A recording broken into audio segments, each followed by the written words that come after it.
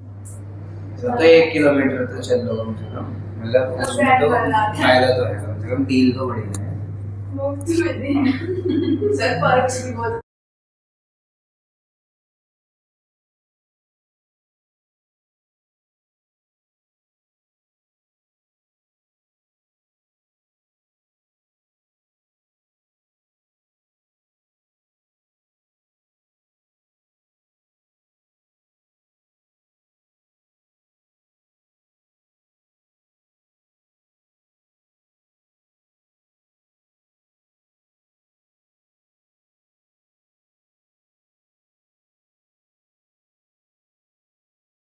हाँ, बच्चों को साइकिल चलाने पार्क में चला ले। ठीक है, बेहतरीन नहीं है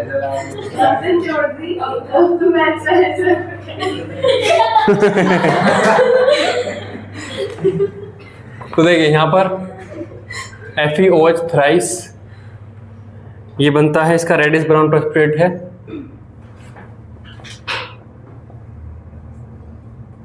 रेडिश ब्राउन PPT है।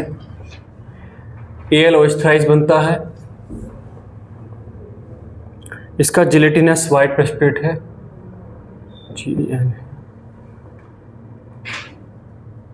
GNOUS जिलेटिनस वाइट PPT है। और CrOH थ्राइस इसका ग्रीन प्रेसिपिटेट है, इसका है आपका ग्रीन प्रेसिपिटेट। ठीक है, तो पहला देखेंगे test of ferric ion. Test of ferric ion Fe3+। Test of ferric ion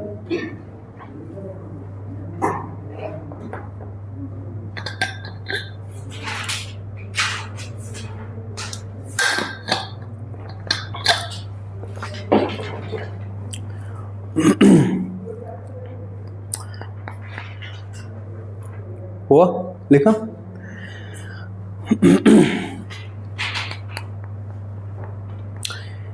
test of ferric ion, इसमें वो कहता है कि जो प्रेसिपिटेट बन रहा है रेडिश ब्राउन प्रेसिपिटेट, ये HCl में डिसॉल्व हो जाएगा, है ना। तो लिखिए इसमें ए लिखिए, reddish brown precipitate of FeOH thrice, reddish brown precipitate of FeOH thrice dissolve in HCl, dissolve in HCl, dissolve in HCl।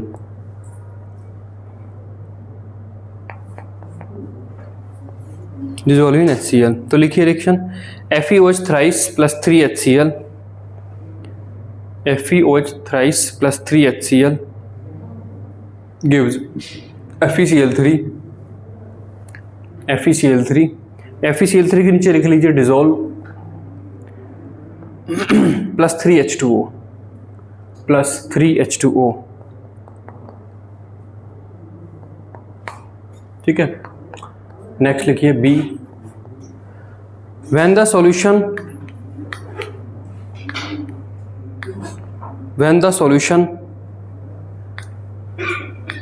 containing ferric chloride, ये जो डिसॉल्व हो गया है, ये जो डिसॉल्व होकर जो सॉल्यूशन बना है, when the solution containing ferric chloride is treated with potassium ferrocyanide solution, potassium ferrocyanide solution, a blue coloration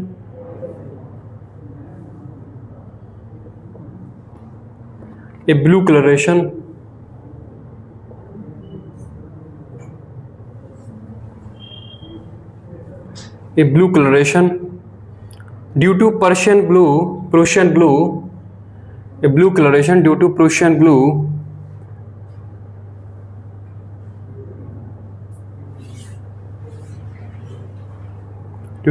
blue is formed।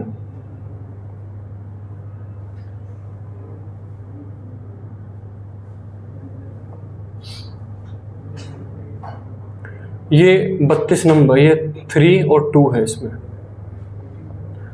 इसे 32 नंबर से याद रखते हैं। Fe4 FeCN6 thrice. बाहर वाला जो आयरन है वो 3 ऑक्सीडेशन स्टेट में है, अंदर वाला 2, तो 32 नंबर है ये, है ना। इसे कैसे याद रखोगे? Fe4 FeCN6 थ्राइस, ये है ये। इसे कैसे याद रखोगे कि प्रूशियन ब्लू यही कलर है, क्योंकि इसके और भी बहुत सारे वे बना देगा कॉम्बिनेशन, बाहर 2 कर देगा, अंदर 3 कर देगा, है ना। तो प्रूशियन ब्लू बाहर 3 है और अंदर 2 है, और साइनाइड का इसका में लिगेंड है ना। बताओ, प्रूशियन ब्लू यही है, कैसे दिमाग में रिटेन करेगा? सर आप बताओ कुछ या फिर हमसे ही पूछोगे? नहीं, मेरे पास भी कोई सॉलिड नहीं है, कुछ कुछ है मेरे पास, लेकिन वे बहुत अच्छे से नहीं हैं। प्रूशियन ब्लू का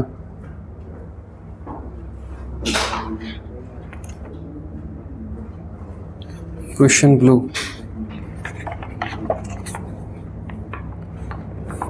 जैसा कि ये होता है, ये जो है Fe4 FeCN6 थ्राइस, ये है प्रूशियन ब्लू। प्रूशियन ब्लू इसमें बाहर 3 है, अंदर 2 है।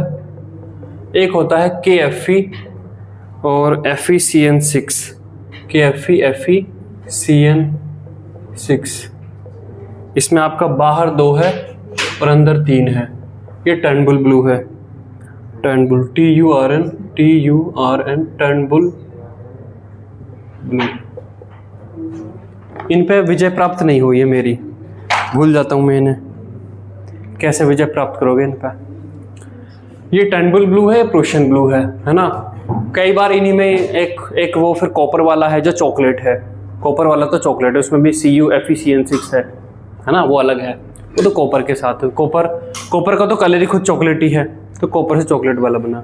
लेकिन ये टर्नबुल ब्लू और ये प्रूशियन ब्लू, ये प्रूशिया तो जर्मनी को कहते हैं। पर्सिया, प्रूशिया नहीं पर्सिया। उससे रिलेट कर सकते हैं, Prussian Persia, Prussian French Prussian war. कैसे याद करोगे? ये प्रूशियन ब्लू है। चीज ऐसी होनी चाहिए कि एक बार में याद करी, फिर दिमाग में कोई दबाव नहीं, अपने आप ऐसे आ जाए। प्रूशियन ब्लू है, प्रूशियन ब्लू है, कैसे याद रखोगे? 32 नंबर है इसमें, 32 नंबर है और प्रूशियन ब्लू है। बताओ सर, ये 32 है, वो 23 है। सर बड़ा नंबर पुरुष का है। सर ऐसे दिमाग नहीं है, इसलिए ऐसे याद रख सकते हैं कि पहले 2 आदमियों को मारेगी, फिर 3 आदमियों को मारेगी। कौन बोल? पहले 2 आदमियों फिर 3 आदमियों को, पहले 3 को फिर 2 क्यों? ऐसा कि याद नहीं रह सकता है, याद ऐसा रह जाएगा फिर। पहले एक को मारा, फिर दूसरे को मारा, फिर तीसरे को मारेगी। पहले 2 को मारा, फिर तीसरे को मारा, तो पहले 2 आएगा बाहर, फिर 3 आएगा अंदर, कंपाउंड का बना ही लेंगे। सम क्रिएटिव मतलब, लेकिन और ज्यादा चाहिए। अच्छा और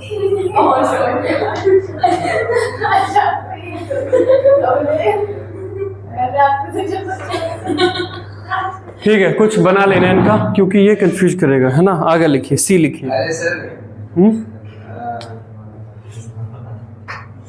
इतनी बढ़िया नहीं वकील कर रहे हैं, लेकिन आप जैसे काफी और को काफी बोलते हैं, तो नहीं सर, छोड़ो। चलिए मैं बताऊंगा फिर आगे, अगर याद आता तो। लिखिए नेक्स्ट टेस्ट लिखिए इसका। तो अपना तो बताओ। मेरे पास है नहीं इसका, कुछ मैंने बनाए थे पर वो मुझे उतना जमा नहीं, तो मैंने वो लिखे नहीं।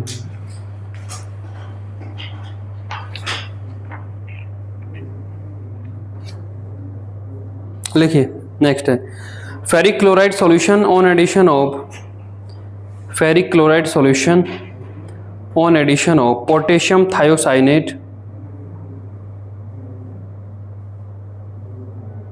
Potassium thiocyanate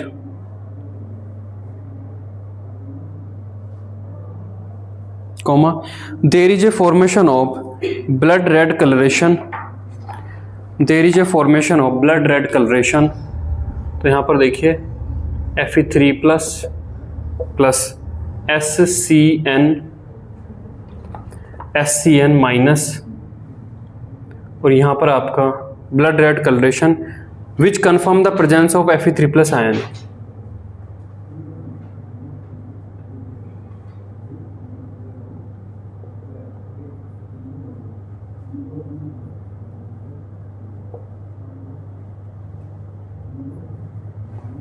which confirm the presence of Fe3 plus ion, which confirm the presence of Fe3 plus ion। ठीक है, ये लिखिए reaction.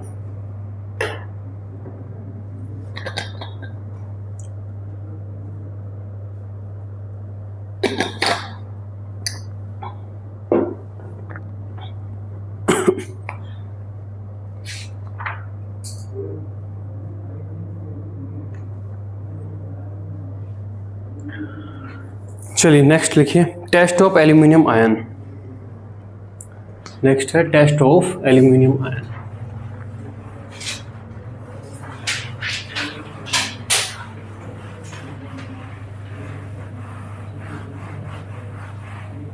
Test of aluminium ion.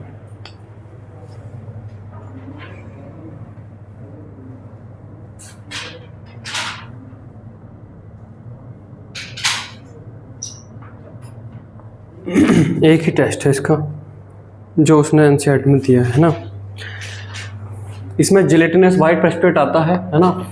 इस पर लिखिए gelatinous white precipitate is soluble in, gelatinous white precipitate is soluble in excess of NaOH,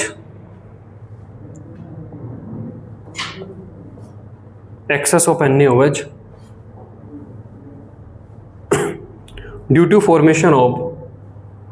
formation of sodium meta-aluminate।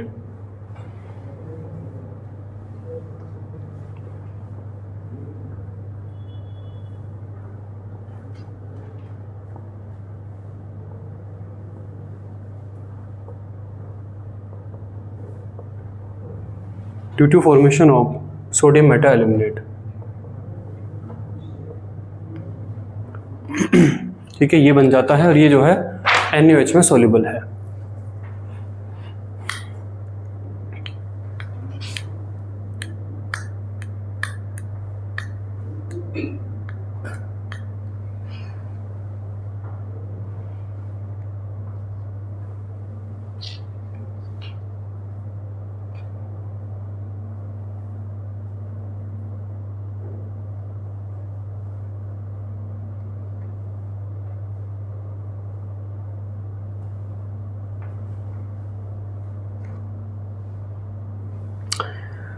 Next लिखिए test of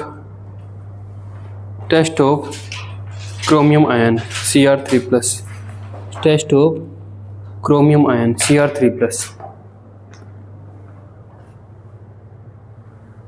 Cr3 plus.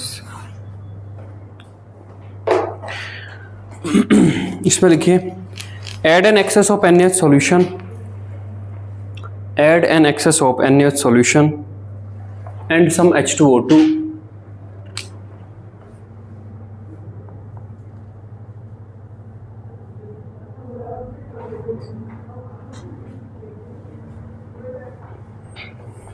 full stop, heat the resulting mixture, heat the resulting mixture,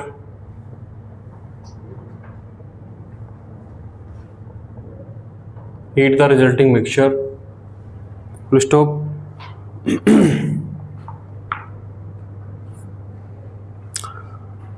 filter the solution and observe the color of filtrate।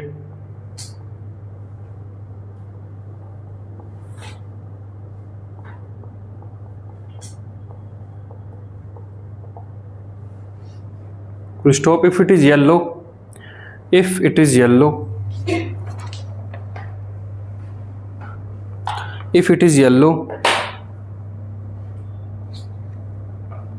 if it is yellow, you have CrO4 2 minus ion, you have CrO4 2 minus ion which confirm the presence of Cr3 plus, which confirm the presence of Cr3 plus.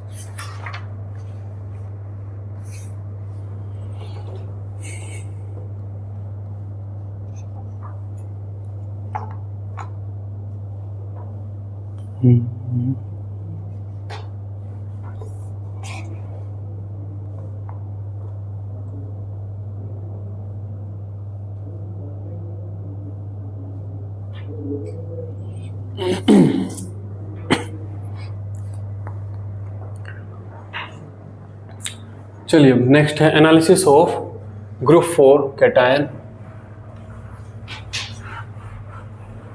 Analysis of group 4 cation. Group 4 में क्या है बताइए?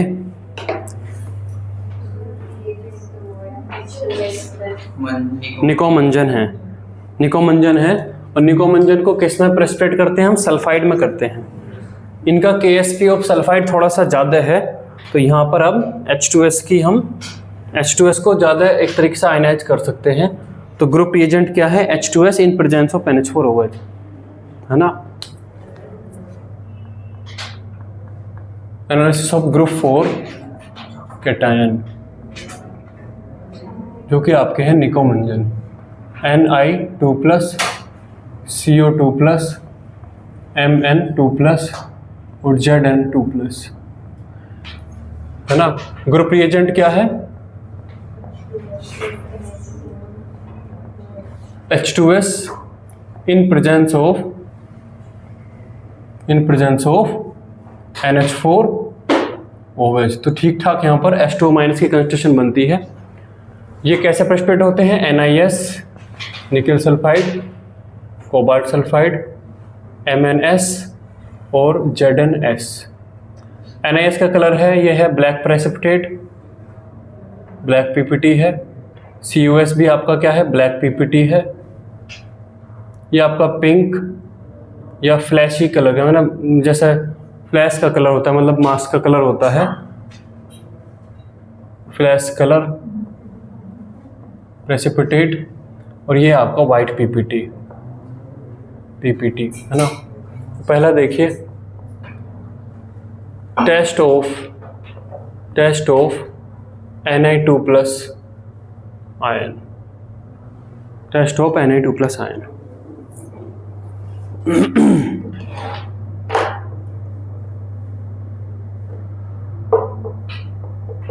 Flash की spelling FLESH है या FLASH है? ई।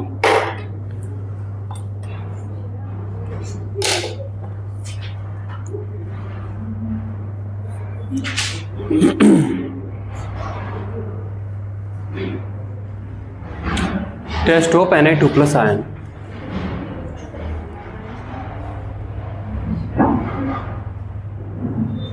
वो कहता है कि जो NiS का जो ब्लैक प्रेसिपिटेट है ये एक्वा रेजियम में सोल्यूबल है ना।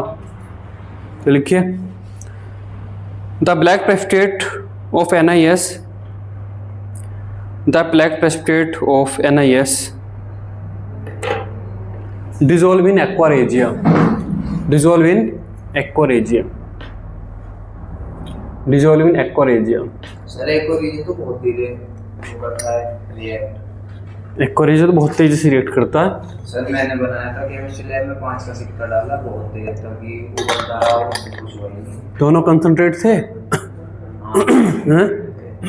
1:3 के वॉल्यूम में डाले। हाँ, उसमें ले तो कहीं मारा था, लेकिन 1:3 था। बात है कि लैब में जो कंसंट्रेट लिखी रहती है ना, वे भी खुद कंसंट्रेट नहीं होती, उन्हें भी खूब डाइल्यूट करे रखे हैं। क्योंकि बच्चे अगर मान लो कंसंट्रेट H+4 है, तो कंसंट्रेट H+4 अगर हाथ पे गिर जाए तो तुरंत धुआं उड़ा दे। कंसंट्रेट H+4 गिरने पे भी कुछ करता नहीं खास, हाँ जलन सी होने लगेगी, तो कितना ही कंसंट्रेट होगा। पीला तो HNO3 से होता है। अगर HNO3 हाथ पे गिरा है तो जेंथोप्रोटीन बन जाता है, उससे हाथ पीला पीला हो जाता है। H+4 से नहीं होगा, H+4 से जलन होगी।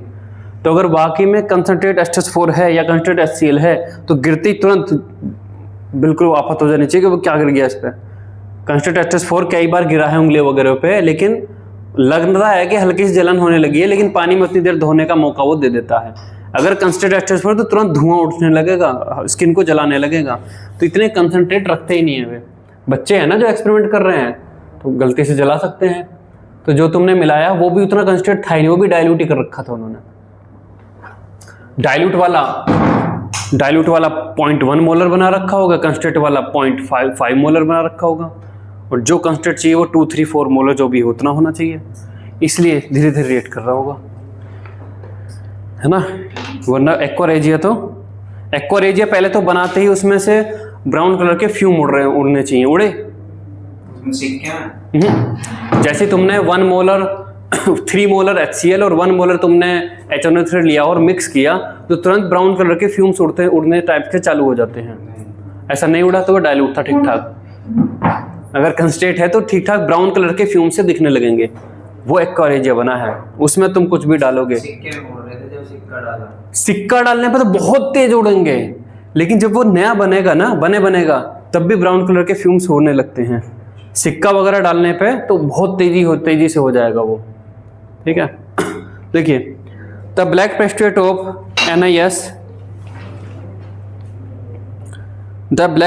Of NiS dissolve in aqua regia, ठीक है। तो देखिए यहाँ पर 3 टाइम्स ऑफ NiS, ये आपका ब्लैक PPT है, और यहाँ पर आपका 2 times of HNO3 plus 6 times of HCl, ये भी कंसंट्रेट है ना, कंसंट्रेट होना चाहिए, ये भी आपका कंसंट्रेट। कैसे याद रखेंगे, ये आपका ये 1:3 का 1:3 बाय वॉल्यूम है ये, है ना, बाय वॉल्यूम है, सेम कंसंट्रेशन का 1:3 बाय वॉल्यूम है। कैसे याद रखोगे, देखो HNO3 और HCl, ये 1 है तो ये 3 है, इसके पास खुद 3 है तो इसको 1 दिया, इसके पास 1 है तो फिर इसको 3 दिया, बराबरी। HNO3 में खुद 3 है ना, फिर उसे भी 3 दो तो नाइंसाफी होएगी। इसके पास 3 है तो अभी इसे 1 दो, इसके पास 1 है तो इसे 3 दो, तो ये है एक्वा रेजिया, ठीक है। ये आपका है एक्वा रेजिया। हिंदी में क्या बोलते हैं एक्वा रेजिया को, हिंदी में क्या बोलते हैं? अम्लराज, अम्लराज। रॉयल वाटर हैं? नहीं, अम्लराज। जैसे नागराज है, नागराज पता है तुम्हें? नागराज की कॉमिक्स आती थी, हैं? अरे पापा को भी पता है। नागराज की कॉमिक्स, नागराज सुपर कमांडर ध्रुव, मनोज कॉमिक्स, डायमंड कॉमिक्स। जैसे नागराज है, नागों का राज है, ऐसी अम्लराज है क्योंकि अम्लों का राजा है ये।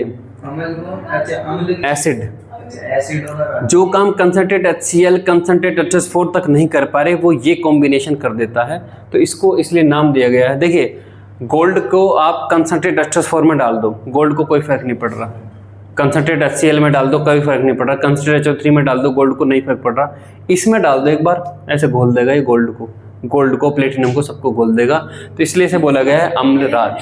सर मान लो गलती से किसी से गोल्ड गिर गया, इसमें तो फिर कोई तरीका ही नहीं है। नहीं, रिकवर हो जाता है वो उससे वापस फिर रिएक्शन करनी पड़ेगी, हो जाएगा। जो ये जो होता है ये नहीं, जो ये IC के अंदर जो गोल्ड होता है, IC जो होती है इंटीग्रेटेड सर्किट नहीं जानते? IC नहीं जानते हो? अरे कंप्यूटर का प्रोसेस, कंप्यूटर का मदरबोर्ड है, उसके ऊपर दुनिया भर के ऐसे ब्लैक जिन बहुत सारी टांग हुए हैं, ये नहीं देखा तुमने ये सब नहीं देखा? इस तरीके से इलेक्ट्रॉनिक सर्किट होता है, इसमें से बहुत सारी टांग होती है ये। हाँ, तो ऐसे समझो और क्या समझेंगे, इसमें फिर यहाँ पर कुछ नंबर लिखा होता है, हाँ ऐसे कुछ, ये सब नहीं देखा? इसे बोलते हैं IC, इंटीग्रेटेड सर्किट बोलते हैं इसको। इसमें अंदर जो वायरिंग करी जाती है, वायरिंग के लिए हमें बहुत पतले तार चाहिए, और गोल्ड ऐसा है जो बहुत पतले तार बना सकता है, तो अंदर जो वायरिंग होती है उसमें गोल्ड के वायर लगते हैं। तो इस IC में मतलब कुछ IC है, उसके अंदर गोल्ड की वायरिंग जो होती है तो इन सबको तोड़ ताड़ के जो है एक्वा रेजिया में घोल देते हैं। अब इतना सारा मटेरियल है तो एक्वा रेजिया सेलेक्टिवली उसमें से गोल्ड को घोल देगा अपने अंदर, समझे।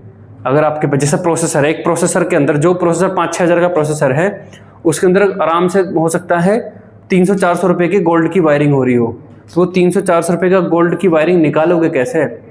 आप उसे पीस के पूरा चूरन बना दिया, उससे क्या कर लोगे? गोल्ड तो बिल्कुल बारीक हो गया ना। तो आप एक्वा रेजिया लिए उसमें उसको डाल दीजिए, घुल जाएगा, तो उसमें गोल्ड उसमें घुल जाएगा। बाकी जो आईसी प्लास्टिक की बनी है प्लास्टिक नहीं घुलने की, प्लास्टिक ऐसी रह जाएगी। तो ऐसे करते करते गोल्ड घोलते हैं, फिर बाद में फिर उसको रिकवर करके गोल्ड निकल जाता है, ठीक है। तो कबाड़ी का तो मजा आ जाता है। तो बहुत सारी आईसी चाहिए। अब तुम्हारे पास एक प्रोसेसर हाथ लग गया, कोई पुराने कंप्यूटर में एक प्रोसेसर हाथ लग गया, उसके लिए तुम इतना सारा तामझाम करोगे? नेट पे देख लेना, how to recover gold from integrated circuit processor, ठीक है। तो देखिए इसमें ये बन जाता है 3 times of NiCl2 plus 2 times of NO plus 3S plus 4H2O, ठीक है, ये बन जाता है इसमें।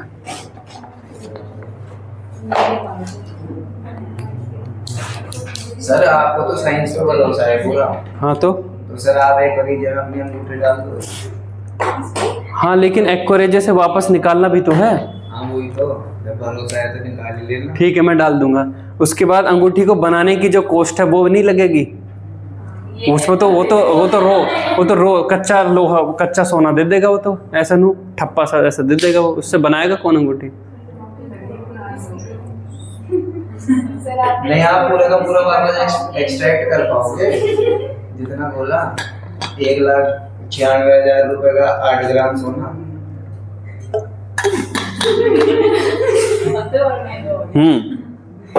कर लूंगा।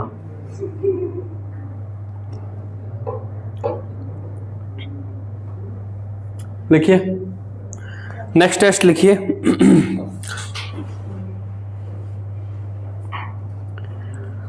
इसका ही बी। हाँ इसमें भी। After treatment with aqua regia nickel chloride NiCl2 is obtained. NiCl2 यहाँ पर बना है, NiCl2 is obtained which is soluble in water, stop. To this nickel chloride solution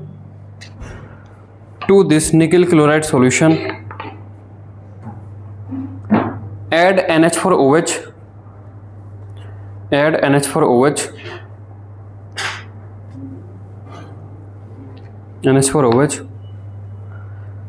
and dimethyl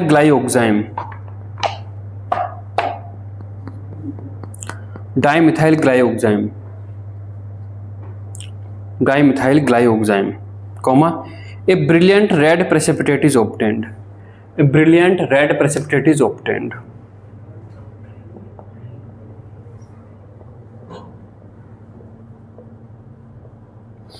देखिए CH double bond O, CH double bond O, इसका नाम पता है?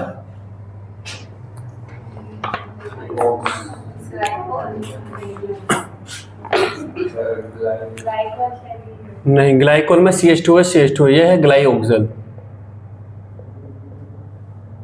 CH2H होता है इथाइलिन ग्लाइकोल, यह है ग्लाइओक्सल, और COH होता है ऑक्जेलिक एसिड, ग्लाइओक्सल है ना। अब यहाँ पर अगर दो आप CH3 लिखा दो तो डाइमिथाइल ग्लाइओक्सल हो जाएगा ये, है ना। अगर आप यहाँ पर H हटा के CH3 लगा दो तो क्या हो जाएगा? डाइमिथाइल ग्लाइओक्सल। और अगर आपको ऑक्साइम बनाने तो ऑक्साइम कैसे बनते हैं? ऑक्साइम जानते हो? ऑक्साइम OXIME क्या होते हैं ऑक्साइम? तो डाइमिथाइल ग्लाइओक्साइम क्या है?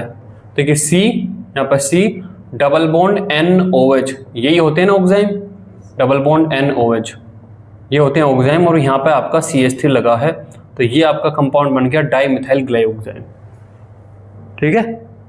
तो ये आपका है डाइमिथाइल ग्लाइओक्साइम, इसके जब रिएक्शन करते हैं तो ये कंपाउंड एक बनता है, बड़ा सा एक कंपाउंड है। इसके स्ट्रक्चर पे क्वेश्चन पूछा जा सकता है ना। तो यहाँ पर देखिए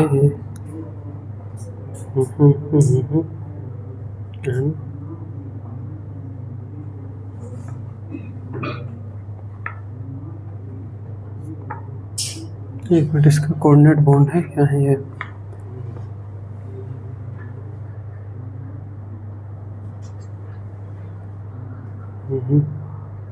एक मिनट, ये स्ट्रक्चर मुझे सही नहीं लग रही। एक बार नेट पे सर्च करना हो, निकिल और डाइमेथाइल ग्लाइकोजाइम, उसमें मुझे कोऑर्डिनेट बॉन्ड देखना कहाँ पर है।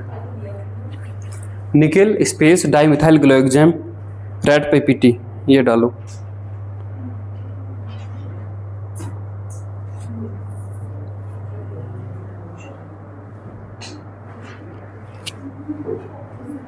मिला? जो कंपाउंड है ना, चारों कोऑर्डिनेट बना रखे हैं। चारों कोऑर्डिनेट क्यों बना रखे हैं? इसने क्या बना रखा है? 2 कोऑर्डिनेट है। हाँ 2 कोऑर्डिनेट, ठीक है।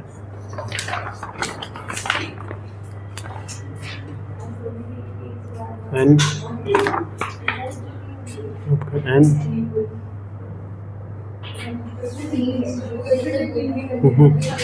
N double bond C double bond ये आपका CH3, यहाँ पर आपका CH3,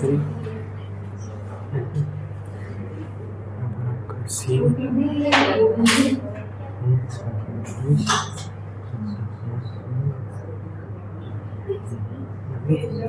यहाँ पर आपका ये ओ DMG है।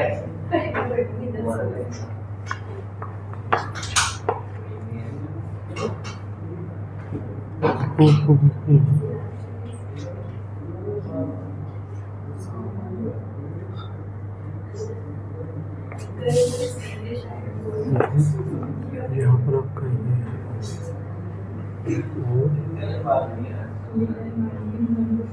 ये आपका है complex of red colour.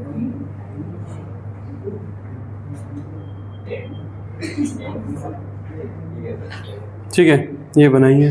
Plus आपका 2 times of NH4Cl plus 2 times of H2O।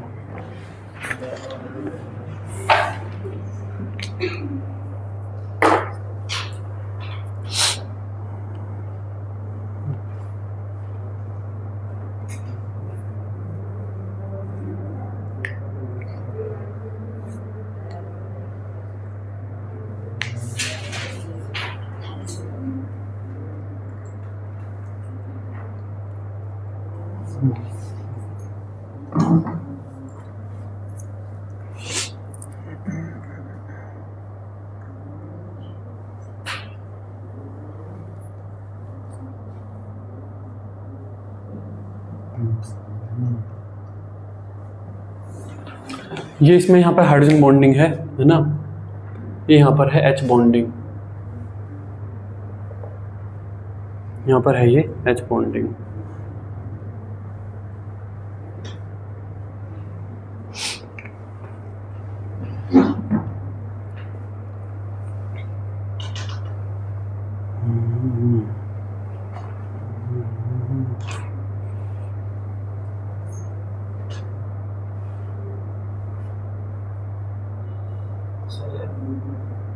Sir एनो तो एरो कलर बना दी शायद आप नीचे वाले एनो को, जैसे ये एनो रो। अच्छा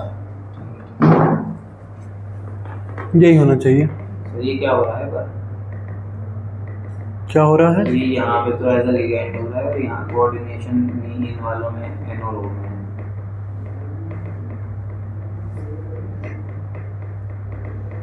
दो तो यहाँ पर कोवलेंट है, 2 कोऑर्डिनेट है, इस तरीके से ये है।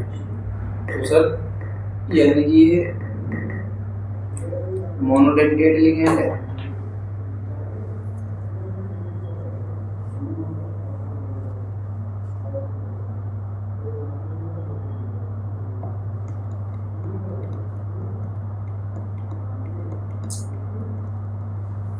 देखना पड़ेगा इसकी स्ट्रक्चर कुछ और मुझे सही नहीं जी के लगा। ऊपर जो सवाल हैं मेंस वगैरह के, उसमें तो उसे बाय डेट के हिसाब से ट्रीट कर रखा है।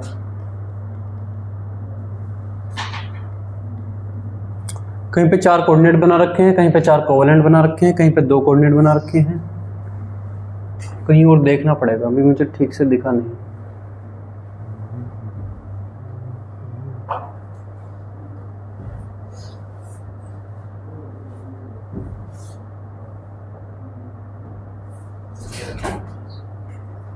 यहाँ पर डायरेक्ट पूरा डाइमिथाइल ग्लाइकोजेन भी नहीं है ना, उसके N के 2 OH OH, वे भी तो दोनों के पास दोनों OH नहीं है ना, दोनों N के पास OH OH हैं थोड़ा ना, वो एक H OH एक OH निकल के H2 एज निकल गया ना, तो कुछ ये भी है यहाँ पे। ठीक है, मैं वापस से देख के इसको रिफाइन करके बताऊंगा क्या है एग्जैक्ट। इसमें तो सही है ही नहीं, उसमें भी सही नहीं पता चल रहा था। चलिए नेक्स्ट लिखिए, test of cobalt ion CO2+। इसकी स्ट्रक्चर याद रखनी है। हाँ, इसकी स्ट्रक्चर याद रखनी है ये।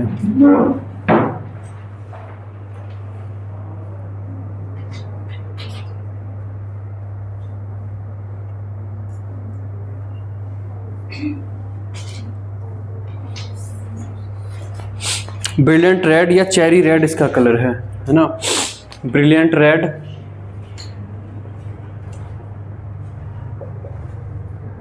Brilliant red BRILLIANT, brilliant red या चेरी रेड इसको लिखता है, ब्रिलियंट रेड या चेरी रेड, ये इसको कलर लिखता है। ठीक है, नेक्स्ट लिखिए चलिए, test of cobalt ion, test of cobalt ion, test of cobalt ion.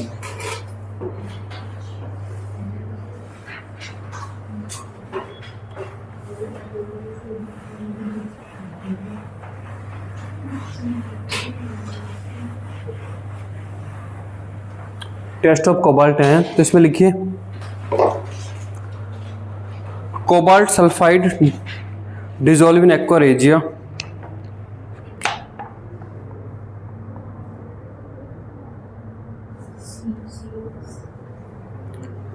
cobalt sulfide dissolves in aqua regia in the same manner as NiS, in the same manner as NiS, in the same manner as NiS। लिखिए COS plus HNO3 plus 3HCl, COS plus HNO3 plus 3 times of HCl gives COCl2 plus NOCl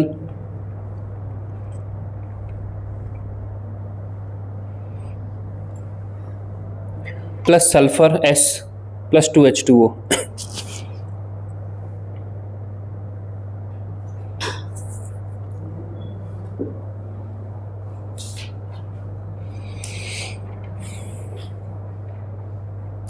इसका B लिखिए,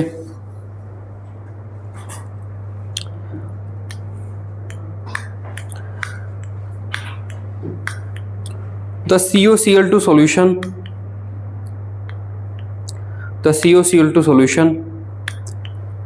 on addition of potassium nitrite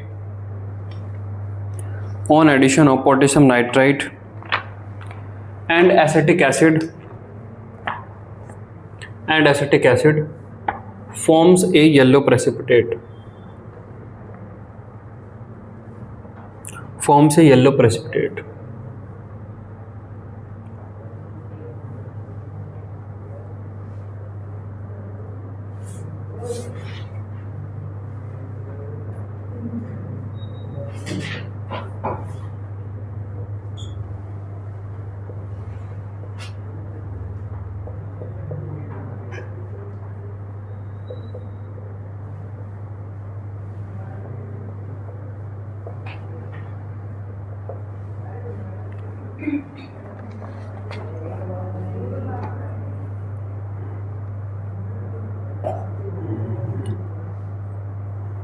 hmm.